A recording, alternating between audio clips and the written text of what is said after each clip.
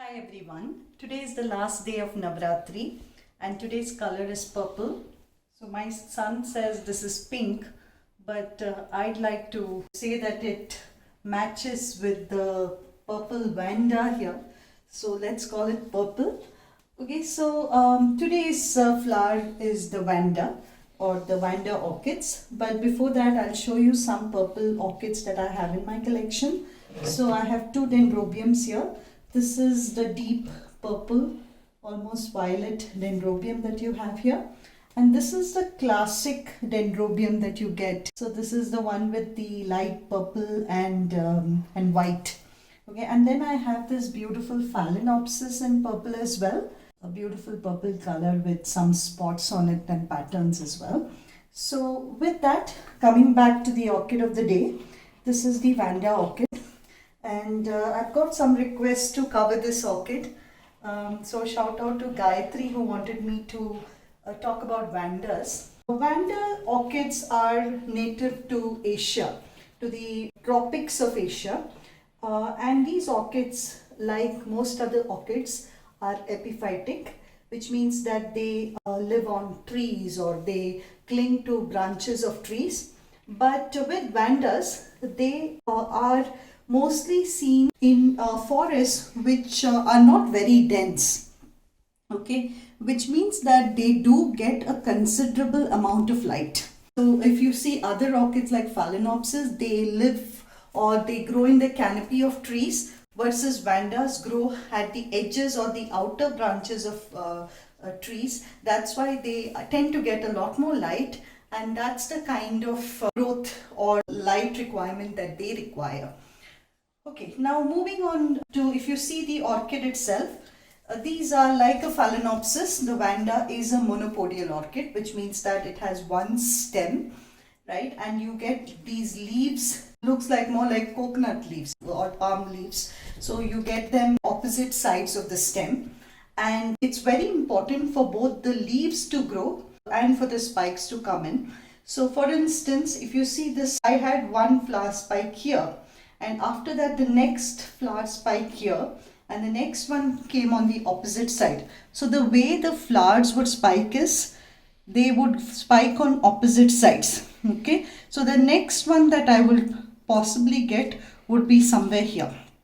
Now, if you have to get flower spikes, you need to have enough leaves on the stem for it to be able to develop those spikes. So it's very important for this orchid to have both a good stem or set of leaves as well as a good root system in order to spike. Okay. Now coming to the roots of this orchid, if you see this is one of the few orchids that doesn't require any media. So if you see, it is in this basket and it is completely medialess in the basket, and the roots are just suspended from the basket. Okay, so this is how Vandas like to grow. If you put these roots in any media, they tend to rot, because most of these are aerial roots that take their sustenance and moisture from the air. Now coming to Vanda care, I did kind of touch upon light. These orchids require a lot of light. Okay, I would say their light requirements are comparable to Cattleya orchids, which also like bright light. So grow Vandas in the sunniest part of your balcony. They don't like direct sunlight, but they do like bright light. You can't grow these orchids indoors because the light that you have indoors may not support of course it will grow, but it will not bloom for you. In order to induce blooms, it does require a lot of light. The second one is Vandas do like a lot of water as well. So these roots themselves will tell you when they are not watered. Right now, if you see these roots have a tinge of green.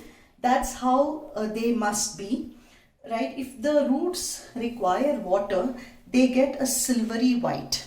So the easiest way to water Vandas would be just to soak them in water. Like for instance, here I've just taken a small little pot of water.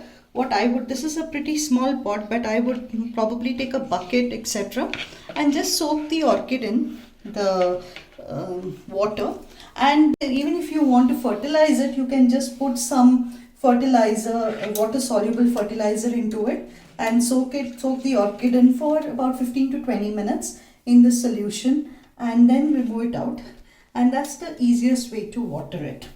Now, this, as I said, it requires a lot of water, especially in the summer months.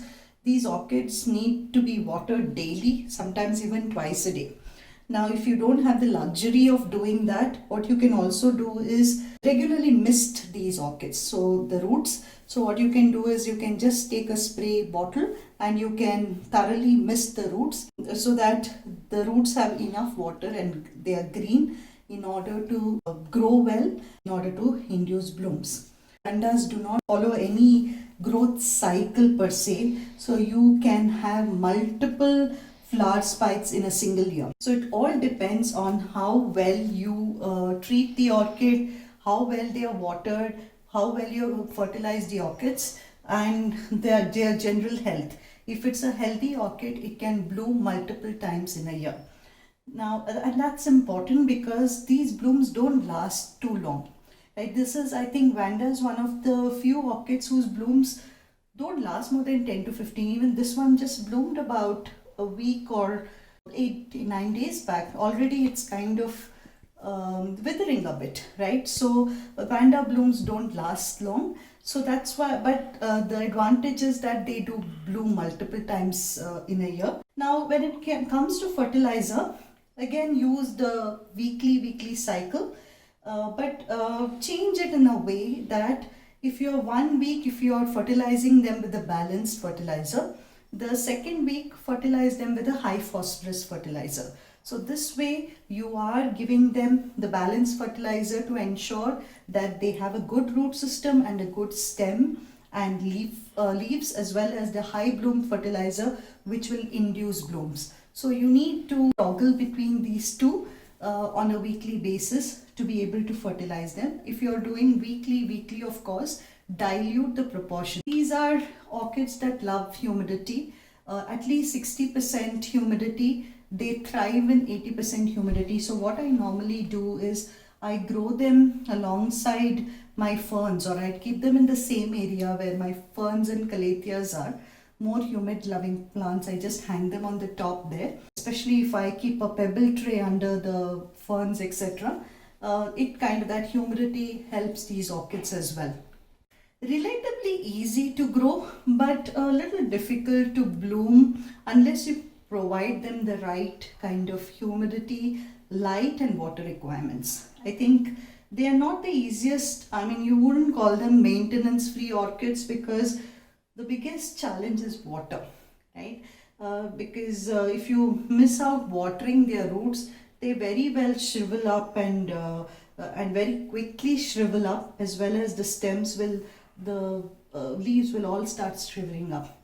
Now, in terms of light, what you need to watch out for is to make sure that the leaves are not very green. If they are very green, that means they're not getting enough light. The leaves have to be a little lighter green shade, which tells you that they are getting enough light. Okay, but if you put them in direct sunlight, there is also a tendency for them to burn. So I have a little example of what a leaf burn looks like.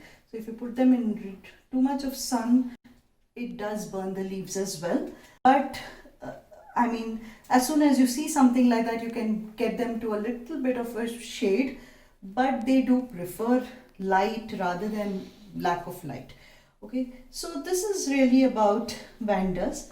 Beautiful orchids, easy to grow. You need to have enough space to hang them, etc. So if space is a constraint, it's a little difficult to keep them. If you have trees around your property, just hang them onto trees. They will very easily cling on, and they will grow beautifully on trees. If you live in a balcony kind of a setup, then you will obviously have to find a place to hang them. Thanks so much for watching, and by the way, it was a great experience going through this series of 9 days with you. And thanks so much for being part of it. So I have also created this as a separate playlist, and of course there is a separate playlist on orchid care as well. So if you are interested, please have a look. I'll also put up the links for those in the description as well as in the suggested links above. Thanks so much. Bye.